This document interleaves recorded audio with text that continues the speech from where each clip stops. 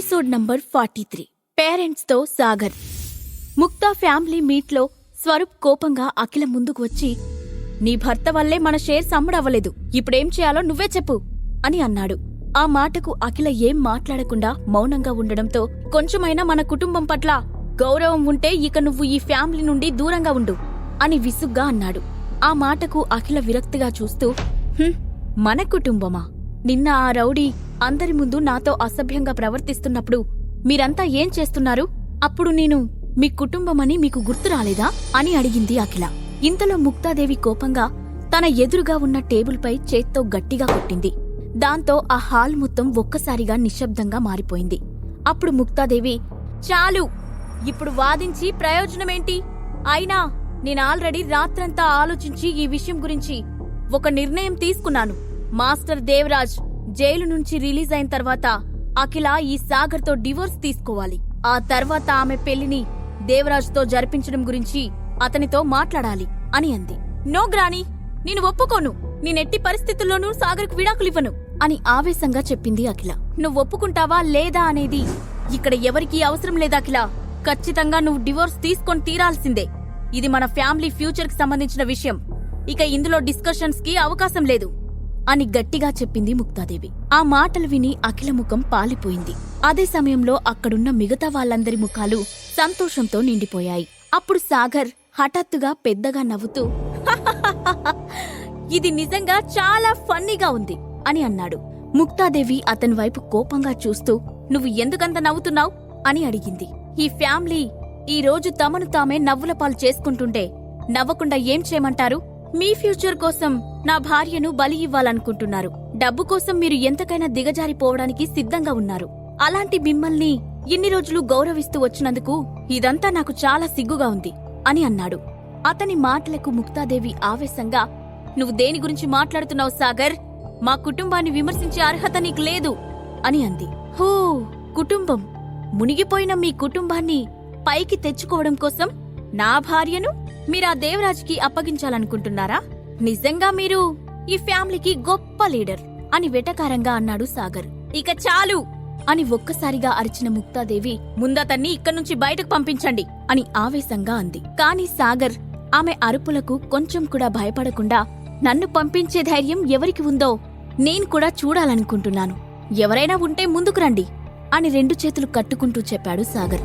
పరిస్థితి అదుపు తప్పుతున్నట్లు అనిపించడంతో అఖిలకు కంగారు మొదలైంది. దాంతో ఆమె సాగర్ షర్ట్ పట్టుకొని చిన్నగా లాగి, సాగర్, నువ్వు కొంచెం సైలెంట్ గా ఉండు. గ్రానికి ఇప్పటికే చాలా కోపం వచ్చింది అని అంది. నువ్వు టెన్షన్ పడకఖిలా, వీళ్ళంతా ఇంకాసేపట్లో నీ దగ్గరికి వచ్చి వినయంగా బ్రతిమాలుకుంటారు అని నవ్వుతూ అన్నాడు సాగర్. వాళ్ళిద్దరూ అలా గుసగుసలాడుకోవడం చూసిన వాళ్ళందరికీ కొంచెం ఆశ్చర్యంగా అనిపించింది. వాళ్ళిద్దరి మధ్య ఇన్ని రోజులు తాము గమనించని రిలేషన్ ఏదో కొత్తగా కనిపిస్తున్నట్లు అనిపించింది. అదే సమయంలో ఒక సర్వెంట్ లోపలికి పరిగెత్తుకుంటూ వచ్చి, madam, synergy group CEO Badrinarayana గారు వచ్చారు అని హడావుడిగా చెప్పాడు. ఆ మాట వినగానే ముక్తాదేవి హడావుడిగా టేబుల్ దగ్గర్నుంచి వచ్చి అతన్ని ఇన్వైట్ చేయడానికి ముందుకు వెళ్ళింది. అప్పుడే బాడీగార్డ్లతో సహా లోపలికి వచ్చిన బద్రీనారాయణ, సారీ ముక్తాదేవి గారు, నేను మిమ్మల్ని మళ్ళీ డిస్టర్బ్ చేస్తున్నాను అని అన్నాడు. పర్వాలేదు బద్రీనారాయణ గారు, కానీ మీరు ఇంత హఠాత్తుగా ఎందుకు వచ్చారో తెలుసుకోవచ్చా అని గౌరవంగా అడిగింది ముక్తాదేవి. చెప్తాను ముక్తాదేవి గారు, అంతకన్నా ముందు అఖిల గారు ఇక్కడున్నారో లేదో తెలుసుకోవాలనుకుంటున్నాను. నేను ఈరోజు ఆమె కోసమే ప్రత్యేకంగా ఇక్కడికి వచ్చాను అని అంటూ ఆమె కోసం చుట్టూ చూశాడు. ముక్తాదేవి చెప్పబోతుండగానే బద్రీనారాయణ దూరంగా నుంచొని ఉన్న అఖిలను చూసి వెంటనే నవ్వుతూ ఆమె దగ్గరికి వెళ్లి, హలో అఖిల గారు, నా పేరు బద్రీనారాయణ అని తనను తాను పరిచయం చేసుకున్నాడు. అది చూసి ఆ కుటుంబ సభ్యులంతా ఒక్కసారిగా నోరెళ్లబెట్టారు. అతను డైరెక్ట్ గా అఖిల దగ్గరికి వెళ్లి ఏం మాట్లాడుతున్నాడో వాళ్లకు అర్థం కాలేదు. దాంతో అందరూ నిశ్శబ్దంగా అతని వైపే చూస్తూ నుంచున్నారు. అప్పుడు బద్రీనారాయణ మళ్లీ మాట్లాడుతూ, అఖిల గారు, నేను త్వరలోనే ఇక్కడి నుండి బయలుదేరుతున్నాను. నేను చూసుకోవాల్సిన బిజినెస్లు ఇంకా చాలా ఉన్నాయి. అందుకే ఆ రోజు నేను ఈ ముక్తా ఫ్యామిలీ నుంచి తీసుకున్న 60% షేర్స్ తో పాటు ఎక్స్పోర్ట్ అండ్ ఇంపోర్ట్ బిజినెస్ కు సంబంధించిన అధికారాలను కూడా మీ పేరుపైకి ట్రాన్స్ఫర్ చేయడానికి ఇక్కడికి వచ్చాను అని చెప్పి అతను వెనక్కి తిరిగి తన బాడీగార్డ్ వైపు చూశాడు. గార్డ్ వెంటనే తన చేతిలో ఉన్న డాక్యుమెంట్లను అఖిల చేతికి అందించాడు. బద్రీనారాయణ మాటలకు అప్పటికే ముక్తాదేవితో పాటు అక్కడ ఉన్న వాళ్ళంతా ఒక క్షణం పాటు ఉలిక్కిపడ్డారు. వెంటనే వాళ్ళ ముఖాలన్నీ ఆనందంతో నిండిపోయాయి. బద్రీనారాయణ ఆ షేర్స్ అన్నింటినీ అఖిల పేరుపైకి ట్రాన్స్ఫర్ చేస్తే అవన్నీ తిరిగి మళ్లీ ముక్తా ఫ్యామిలీకి చేరినట్లు అవుతుందని వాళ్ళు అనుకున్నారు. షేర్స్ తో పాటు ఈసారి ఫారిన్ ట్రేడింగ్ కంపెనీ కూడా వాళ్ళ చేతికి వచ్చిందని సంతోషపడ్డారు. అప్పుడు బద్రీనారాయణ, అఖిల మేడం, నేను మీకు ఒక విషయం క్లియర్ గా చెప్పాలి. ఈ షేర్ల వాల్యూ 500 కోట్లు. నేను కేవలం మీపై ఉన్న నమ్మకం వల్ల మాత్రమే నా షేర్స్ ను మీ పేరుకి ట్రాన్స్ఫర్ చేశాను. అంతే తప్ప ఇందులో ఎలాంటి వేరే కారణాలు లేవు అని చెప్పి చుట్టూ ఉన్న అందరివైపు ఒకసారి చూశాడు. హఠాత్తుగా వచ్చి బద్రీనారాయణ అలా మాట్లాడటంతో అఖిలకు కూడా అంతా అయోమయంగా అనిపించింది. దాంతో ఆమె తడబడుతూ, తప్పకుండా మీ నమ్మకం నిలబెట్టుకుంటాను బద్రీనారాయణ గారు. కానీ నాకు ఇంకా అర్థం కాని విషయం ఒకటుంది. మీరు ఇంతమందిలో నన్ను మాత్రమే ఎందుకు సెలెక్ట్ చేసుకున్నారు అని అడిగింది అఖిల. ఆ మాటకు బద్రీనారాయణ నవ్వి, ఈ ప్రశ్నకు నేను ఆల్రెడీ నీకు సమాధానం చెప్పేశాను అఖిల గారు. నాకు మీపై ఉన్న నమ్మకం దీనికి ముఖ్య కారణం. మీరు నా నమ్మకం నిలబెడతారని ఎక్స్పెక్ట్ చేస్తున్నాను అని అన్నాడు. దాంతో అఖిల సరేనన్నట్లు తల ఊపింది. అప్పుడు బద్రీనారాయణ పక్కనే ఉన్న సాగర్ ముందుకు వెళ్లి చిన్నగా నవ్వుతూ, మీరు చెప్పిన పని పూర్తయింది. ఈ మాట ముందే చెప్పుంటే నేను మొదటిసారి వచ్చినప్పుడు డైరెక్ట్ గా షేర్స్ అన్నింటినీ ఆమె పేరు మీదే రాయించేవాడిని అని అన్నాడు. అంటే నువ్వు 2 సార్లు తిరగాల్సి వచ్చిందని కంప్లైంట్ చేస్తున్నావా? నవ్వుతూ అడిగాడు సాగర్. అదేం లేదు సాగర్ గారు, నవ్వుతూ అన్నాడు బద్రీనారాయణ. అప్పుడు వెనకే నుంచొని ఉన్న బద్రీనారాయణ అసిస్టెంట్ ముందుకు వచ్చి అతని చెవిలో ఏదో చెప్పాడు. ఆ మాట వినగానే బద్రీనారాయణ ముఖం పూర్తిగా మారిపోయింది.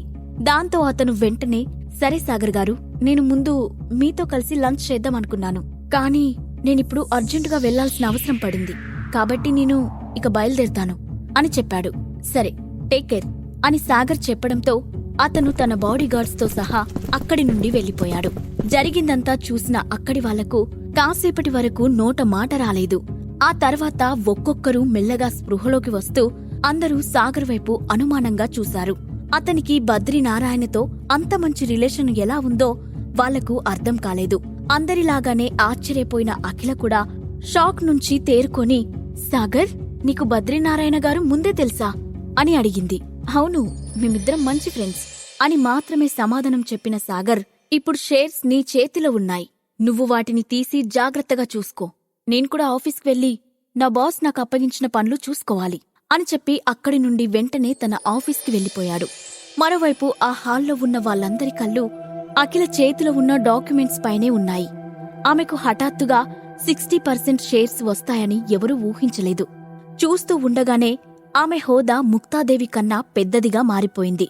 నిజం చెప్పాలంటే ముక్తాదేవి కూడా అఖిల వైపు కొంచెం అసూయగా చూస్తున్నమాట నిజం. కాని ఆమెకు ఆ క్షణం ఏం మాట్లాడాలో తోచకపోవడంతో మౌనంగా ఉండిపోయింది. అదే టైంలో సాగర్ దగ్గర్నుండి అఖిల మొబైల్కి ఒక మెసేజ్ వచ్చింది. అఖిల వెంటనే మెసేజ్ ఓపెన్ చేసి చూసింది. అందులో సింపుల్గా ఒక చిన్న మెసేజ్ ఉంది. అందులో ఉన్నదాని ప్రకారం ఆ షేర్స్ ట్రాన్స్ఫర్ చేసిన డాక్యుమెంట్ని జాగ్రత్తగా ఉంచుకోమని, ఆమె వాటిని ఎవరికీ ట్రాన్స్ఫర్ చేయడానికి వీలు లేదని చెప్పాడు. నిజానికి అఖిలకు కూడా అదే ఆలోచన ఉంది. నిన్న జరిగిన సంఘటన తర్వాత ఆమెకు ఆ కుటుంబంపై రెస్పెక్ట్ కూడా పోయింది. అందుకే ఇక ఆమె కూడా వాళ్ళ గురించి ఏమీ పట్టించుకోకుండా తన ఆఫీస్కి వెళ్లిపోయింది.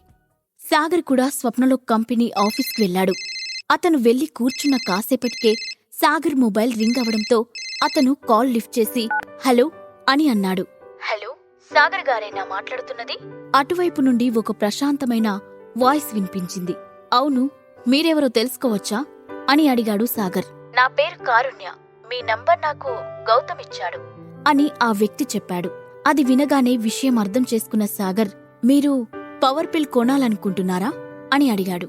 అవును సాగర్ గారు, మీరిచ్చే పిల్ సీక్రెట్ కింగ్డమ్ లో ఉన్నవారికి చాలా హెల్ప్ఫుల్ గా ఉందని గౌతమ్ చెప్పాడు. అందుకే నేను మీ దగ్గర పిల్ తీసుకోవాలనుకుంటున్నాను. రేట్ ఎంతైనా పర్వాలేదు, నేను మీతో బేరమాడను అని సూటిగా చెప్పాడు కారుణ్య.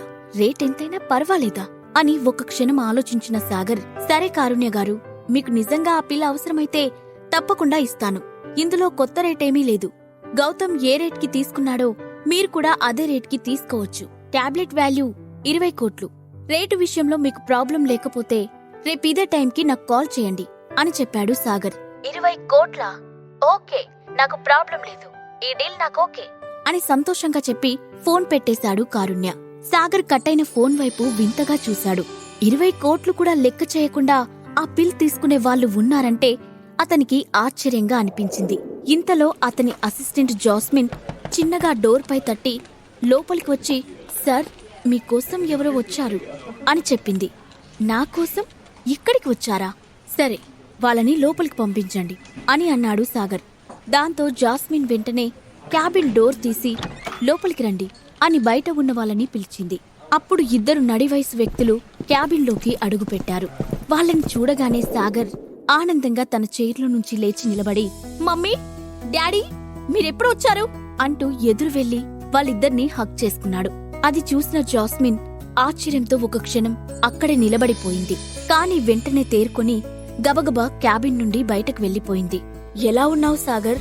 కొడుకుని పైనుండి కింద వరకు పరిశీలనగా చూసుకుంటూ ప్రేమగా అడిగారు అతని తల్లి సునంద, తండ్రి మురళీధర్. నేను చాలా బాగున్నాను, ముందు మీరు కూర్చోండి అంటూ సాగర్ వాళ్ళని కూర్చోబెట్టి, నేను ఇక్కడ ఉన్నట్లు మీకెలా తెలిసింది అని ఆశ్చర్యంగా అడిగాడు. నిజానికి 3 ఏళ్ల క్రితం సాగర్ను తన తాతయ్య ఇంట్లో నుంచి గెంటేసిన విషయం నుండి మళ్లీ తిరిగి వాళ్ళు డబ్బు కోసం తనను పిలవడం, స్వప్నలో గ్రూప్ను తనకు రాసివ్వడం వరకు ఏ విషయాన్ని అతను తన తల్లిదండ్రులతో చెప్పలేదు. వాళ్ళు ఇన్ని రోజుల పాటు అబ్రాడ్లోనే ఉండిపోయారు. కాని ఇంత సడన్ గా చెప్పా పెట్టకుండా ఎప్పుడు వచ్చారో అతనికి అర్థం కాలేదు. అప్పుడు మురళీధర్ తన కొడుకు వైపు ప్రేమగా చూసుకుంటూ, నిన్న మాటల్లో అనుకోకుండా జరిగిన విషయాలన్నీ వైభవ్ నాతో చెప్పాడు. పైగా స్వప్నలోకు గ్రూపును కూడా నీ పేరుకి ట్రాన్స్ఫర్ చేశానని చెప్పడంతో నమ్మలేకపోయాను. అంతా తెలిసిన తర్వాత ఇక మేము అక్కడ ఉండలేకపోయాం. నువ్వెలా ఉన్నావో చూడాలని వెంటనే బయలుదేరి వచ్చేశాం. కాని నిన్ను స్వప్నలోకి సీఈఓగా చూస్తూ ఉంటే చాలా సంతోషంగా ఉంది సాగర్ అని తృప్తిగా చెప్పాడు. ఆ మాటలకు సాగర్ సమాధానం చెప్పేలోపే అతని తల్లి సునంద మాట్లాడుతూ, ఇన్ని విషయాలు జరిగినా మాకు ఒక్క మాట కూడా చెప్పకుండా ఎలా ఉన్నావు సాగర్? అంటే మేము నీకంత పరాయి వాళ్ళమైపోయామా అని కన్నీళ్లు పెట్టుకుంటూ అడిగింది. సాగర్ వెంటనే తన తల్లి దగ్గరకు వెళ్లి ఆమెను హగ్ చేసుకొని, అయ్యో మమ్మీ, అదేం లేదు, తాతయ్య నన్ను ఇంట్లో నుంచి పంపించిన విషయం తెలిస్తే మీరు కూడా బాధపడతారు, అందుకే చెప్పలేదు. అయినా ఇప్పుడు పరిస్థితులన్నీ చక్కబడ్డాయి కదా, ఇక మీరు బాధపడాల్సిన పని లేదు అని చెప్పాడు. మురళీధర్ ఆ క్యాబిన్ మొత్తాన్ని ఒకసారి చుట్టూ చూస్తూ, నాకింకా ఆశ్చర్యంగానే ఉంది సాగర్, స్వప్నలో కంపెనీని ఇవ్వడానికి వైభవ్ తేలిగ్గా ఒప్పుకోడు కదా అని అడిగాడు. ఇప్పుడు సాగర్ వెళ్లి తన చైర్లో కూర్చుంటూ, నిజమే డాడీ, మామూలుగా అయితే బాబాయ్ కూడా ఇవ్వడానికి ఇష్టపడేవాడు కాదు. కాని ఇప్పుడు పరిస్థితి వాళ్ళ చేయి దాటిపోయింది. అందుకే ఆ కుటుంబానికి నేను అవసరమయ్యాను. అగ్నిహోత్రి గ్రూప్లో నేను మనీ ఇన్వెస్ట్ చేశాను. అందుకే దానికి బదులుగా స్వప్నలో గ్రూప్ను బాబాయ్ నాకిచ్చాడు అని చెప్పాడు. గ్రేట్ సాగర్, నిన్ను చూస్తుంటే ప్రౌడ్గా ఉంది కొడుకుని మెచ్చుకుంటూ అన్నాడు మురళీధర్. మమ్మీ, డాడీ, మీరిద్దరు చాలా రోజుల తర్వాత వచ్చారు. నేను కొత్తగా ఒక విల్లా కొన్నాను, ఇక మీరు నాతోనే ఉండండి అని సంతోషంగా చెప్పాడు. అప్పుడు మురళీధర్ నవ్వుతూ, నిజానికి ఇక్కడికి వచ్చే ముందే నాకు ఒక గుడ్ న్యూస్ కూడా తెలిసింది అన్నాడు. ఏంటి డాడీ అది? ఇంట్రెస్ట్ గా అడిగాడు సాగర్. నీ కజిన్ విశాల్ పెళ్లి రేపే అగ్నిహోత్రి మ్యాన్షన్ లో జరగబోతుంది అని చెప్పాడు. ఆ మాట విని సాగర్ ఆశ్చర్యపోతూ, అవునా అంటూ ఉండగానే అతని మొబైల్ రింగ్ అయింది. అటువైపు నుండి వైభవ్ కాల్ చేస్తూ ఉండటం చూసి సాగర్ వెంటనే ఫోన్ లిఫ్ట్ చేశాడు. సాగర్, రేపు నువ్వు ఫ్రీగానే ఉన్నావా? వైభవ్ గొంతు ప్రశాంతంగా వినిపించింది. సాగర్ తల్లిదండ్రులు హఠాత్తుగా రావడం వెనుక అసలు ఉద్దేశమేంటి? ముక్తా గ్రూప్ లో ఎక్కువ షేర్స్ అఖిల పేరుపైకి రావడంతో ఎలాంటి తుఫాన్లు చెలరేగబోతున్నాయి? ఈ ప్రశ్నలకు సమాధానాలు తెలుసుకోవాలంటే నెక్స్ట్ ఎపిసోడ్ వినాల్సిందే.